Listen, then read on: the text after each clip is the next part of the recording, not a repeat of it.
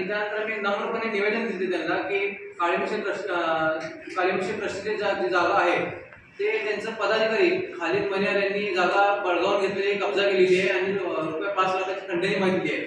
त्या बाबतीत त्या दिवशी बच्चू भाऊने आम्हाला सांगितले की तुम्हाला मी वेळ देऊ आणि तुम्हाला आम्ही रेस्ट हाऊसला बोलवू. त्यानंतर काही तासानंतर आम्ही रेस्ट हाऊसला भेटायला गेलो, आम्हाला तिथे त्यांची भेट झाली नाही. आणि त्यानंतर ते ज्या कार्यक्रमाला त्यांनी आलते निर्मिती लॉन्सला तिथे सुद्धा आम्ही भेट दिला, तिथे सुद्धा भाऊ नव्हते. त्या काही तासानंतर आम्हाला एक बातमी बघितलं आम्ही की त्यात भाऊने सांगितले की ट्रस्ट खोटी आहे असा आरोप केले, म्हणजे त्यांचं बोलणं झालं पत्रकारांसोबत. पण मला या गोष्टीचं एक धक्कादायक वाटलं की भाऊनी आमची शहानिशाने की आमच्यासोबत बोलणं झालं नाही भाऊचं किंवा आमचे कागदपत्र तपासले नाही. फक्त आपल्या कार्यकर्ता जे खालिद मनियार आहे त्याची बाजू मांडली. त्यात भाऊची पण चूक नाही. खालिद मनियार यांनी काही चुकीची ट्रस्टी भाऊसमोर आणून असं निर्देशन करण्यात आले की हे ट्रस्ट चुकीची आहे, आमची जी सध्याची ट्रस्ट आहे आणि दुसरी ट्रस्टी आहे असं भाऊला दाखवण्यात आलं.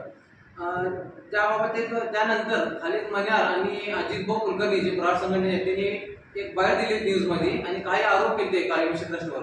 ते आरोप सुद्धा मी इथं त्या आरोपचं उत्तर देण्यासाठी आम्ही आलो इथं. त्यांचं पहिला असा आरोप होता की खालिद मनियार यांनी ट्रस्टवर भाडे करार केले म्हणून. भाडे करार हा ट्रस्टच्या अधिकृत माणसासोबत किंवा वक्फ बोर्डाने ज्याला अधिकार दिले त्यासोबत करत असते.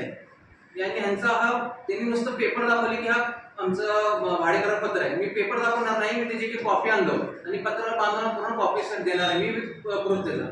यात हे खालिद मनियार यांनी शरीफ शेख यांच्यासोबत एक ॲग्रीमेंट केलेलं आहे.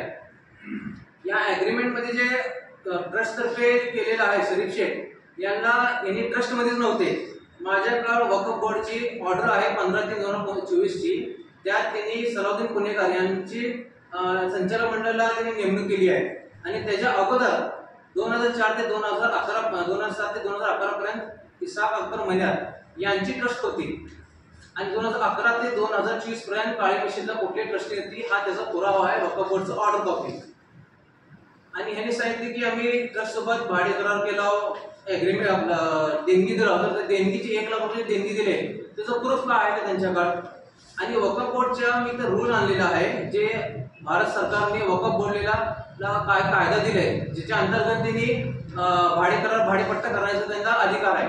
यात त्यांचा एक अधिकार म्हणजे बोर्डाने एक अधिकार दिले याचं भारत सरकारचं पार्ट 2 सेक्शन 3च्या अंतर्मध्ये कुठलीही जागा भाड्याने देण्यात असेल तर वक्फ बोर्डची पूर्व परवानगी घेणे बंद करावे.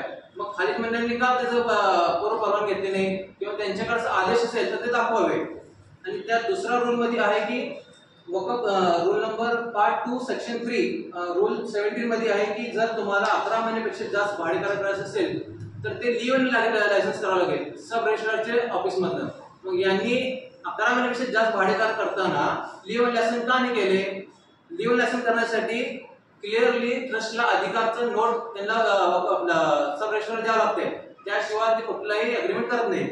आणि 4था रूल यात दिलेला आहे की दरवर्षी रूल नंबर 11 मध्ये लिहिले की दरवर्षी 5% अग्रीमेंट मध्ये रेट अमाऊंट मध्ये वाढ पाहिजे. हा सुद्धा क्लॉज त्यांनी इन्क्लूड नाही केलेला आहे. आणि सगळ्यात महत्वाचा रूल जे आहे सेक्शन 3(1)(24) रूलचा आहे की upon expression of termination of lease the Lacey shall immediately surrender the position.